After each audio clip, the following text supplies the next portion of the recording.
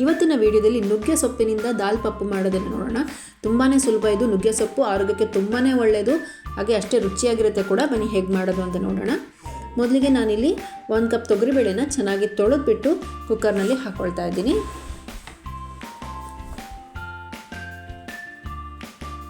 ಈಗ ಇದಕ್ಕೆ 2 ಕಪ್ಪಷ್ಟು ನೀರು ಹಾಕ್ಕೊಳ್ತಾ ಇದ್ದೀನಿ. ಹಾಗೆ 1/4 ಚಮಚ ಅರಿಶಿನ, 1 ಚಮಚ ಎಣ್ಣೆ ಹಾಕ್ಕೊಂಡ್ಬಿಟ್ಟು 3 ರಿಂದ 4 ವಿಜಿಲ್ ಬೆರೆಸ್ಕೊಳ್ಳೋಣ. ಬೇಳೆ ಚೆನ್ನಾಗಿ ಸಾಫ್ಟಾಗಿ ಬೇಯಬೇಕು.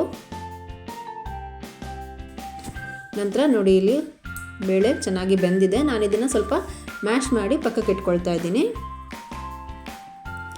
ಹಾಗೆ ನಾನು ಸಾಂಬಾರು ಮಾಡೋದಕ್ಕೋಸ್ಕರ ಒಂದು ಪಾತ್ರೆನ ತಗೊಂಡಿದ್ದೀನಿ. ಅದನ್ನು ಬಿಸಿ ಮಾಡಲಿಕ್ಕೆ ಇಟ್ಕೊಂಡಿದ್ದೀನಿ. ಅದರಲ್ಲಿ ಸುಮಾರು 2 ಟೇಬಲ್ ಸ್ಪೂನಷ್ಟು ಎಣ್ಣೆ ಹಾಕ್ಕೊಳ್ಳೋಣ.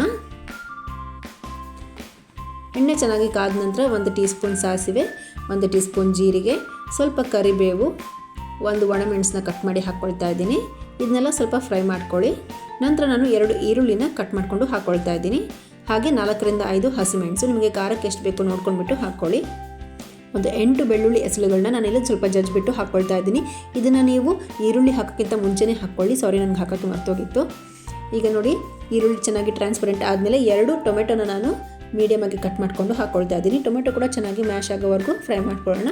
ಹಾಗೆ ಅದಕ್ಕೆ ನಾನು 1/4 ಚಮಚ ಅರಿಶಿನ ಹಾಕ್ಕೊಂಡ್ಬಿಟ್ಟು ಮಿಕ್ಸ್ ಮಾಡ್ಕೊಳ್ತಾ ಇದ್ದೀನಿ. ಈಗ ತೊಳೆದಿಟ್ಕೊಂಡಿರುವಂತಹ ನುಗ್ಗೆ ಸೊಪ್ಪೇನಿದೆ ಅದನ್ನೆಲ್ಲ ಹಾಕ್ಕೊಳ್ತಾ ಇದ್ದೀನಿ. ಲೋ ಫ್ಲೇಮಲ್ಲಿ ಇಟ್ಕೊಂಬಿಡಿ. ನುಗ್ಗೆ ಸೊಪ್ಪನ್ನ ಹಾಕ್ಕೊಂಡ್ಬಿಟ್ಟು ಎಲ್ಲದನ್ನು ಚೆನ್ನಾಗಿ ಮಿಕ್ಸ್ ಮಾಡ್ಕೊಳ್ಳಿ. ಸುಮಾರು 5 ರಿಂದ 8 ನಿಮಿಷ ಇದನ್ನು ಚೆನ್ನಾಗಿ ಬೇಯಿಸ್ಕೊಳ್ಬೇಕಾಗುತ್ತೆ. ಸೊಪ್ಪೆಲ್ಲ ಚೆನ್ನಾಗಿ ಶ್ರಿಂಕ್ ಆದಮೇಲೆ ನೋಡಿ, ಇವಾಗ ಬೆಂದಿದೆ ಸೊಪ್ಪು. ಈಗ ಇದಕ್ಕೆ ಆಗಲೇ ಬೇಯಿಸಿಟ್ಕೊಂಡಿರುವಂತಹ ತೊಗರಿಬೇಳೆ ಏನಿದೆ ಅದನ್ನು ಹಾಕ್ಕೊಳ್ತಾ ಇದ್ದೀನಿ. ಹಾಗೆ 1.5 ಕಪ್ಪಷ್ಟು ನೀರು ಹಾಕ್ಕೊಳ್ತಾ ಇದ್ದೀನಿ. ಇದಕ್ಕೆ 1/4 ಕಪ್ಪಷ್ಟು ಹುಣಸೆ ರಸನ ಕೂಡ ಹಾಕ್ಕೊಂಡ್ಬಿಟ್ಟು ಚೆನ್ನಾಗಿ ಮಿಕ್ಸ್ ಮಾಡ್ಕೊಳ್ಳೋಣ. ನಂತರ ಇದಕ್ಕೆ ರುಚಿಗೆ ತಕ್ಕಷ್ಟು ಉಪ್ಪು ಹಾಕ್ಕೊಂಡ್ಬಿಟ್ಟು ಮೀಡಿಯಮ್ ಫ್ಲೇಮಲ್ಲಿ ಇಟ್ಕೊಂಡ್ಬಿಟ್ಟು ಚೆನ್ನಾಗಿ ಕುದಿಸ್ಕೊಳ್ಳಿ. ತುಂಬಾ ಸುಲಭ ಇದು. ಹಾಗೆ ನುಗ್ಗೆ ಸೊಪ್ಪು ಆರೋಗ್ಯಕ್ಕೂ ತುಂಬ ಒಳ್ಳೆಯದು. ನಿಮ್ಮ ಕೂದಲು ಬೆಳವಣಿಗೆ ಕೂಡ ತುಂಬ ಚೆನ್ನಾಗಾಗುತ್ತೆ. ಇದ್ರ ಕನ್ಸಿಸ್ಟೆನ್ಸಿ ಕೂಡ ಕರೆಕ್ಟಾಗಿದೆ.